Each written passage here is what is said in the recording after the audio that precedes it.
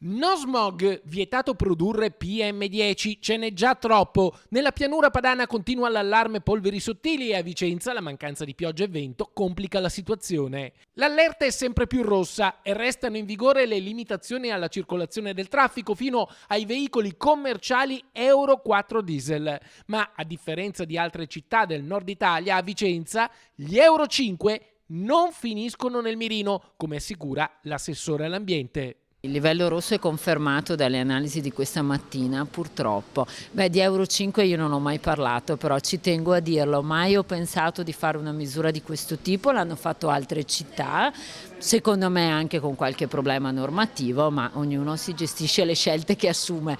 Noi assolutamente non lo faremo. Palazzo Trissino si ferma qui, non andrà oltre, non colpirà gli Euro 5. La battaglia per l'ambiente, come abbiamo sottolineato più volte, è sacrosanta, ma non può ricadere sui cittadini che hanno bisogno di muoversi per vivere, per lavorare, in particolare sulle classi meno abbienti che fanno fatica a cambiare l'auto con disinvoltura. E su questo è d'accordo anche il Dem Giacomo Possamai. Sono d'accordo, non bastano i blocchi del traffico, non servono ad abbattere le polveri sottili, non bastano ad abbattere le polveri sottili. 3 proposte secondo me sono fondamentali. 1. Efficienza energetica degli edifici a partire dalle case altre, per cui un fondo per migliorare l'efficienza delle case. 2. Investimenti sul trasporto elettrico nella mobilità pubblica. Non possiamo vedere bus che girano nelle nostre città che hanno 20 anni e che inquinano come tantissime automobili.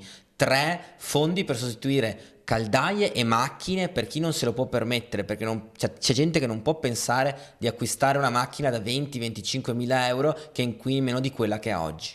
Insomma, Stato, regioni, comuni devono fare la loro parte. A Vicenza si punta su misure strutturali, ma utili anche ai cittadini, come l'idea di prolungare la durata del biglietto dei mezzi pubblici. Invito i cittadini ad approfittarne del prolungamento della durata del biglietto che è stata data grazie alla provincia di Vicenza e SVT sia nei giorni di allerta arancione che nei giorni di allerta rossa. L'idea è quella di rendere questa una misura il più strutturale possibile, magari coordinata anche con altri provvedimenti, perché no, con qualche altro parcheggio di interscambio di cui la città ha bisogno. E poi vanno soprattutto controllate le caldaie, perché ormai c'è la consapevolezza evidente e scientifica che il vero problema è il riscaldamento.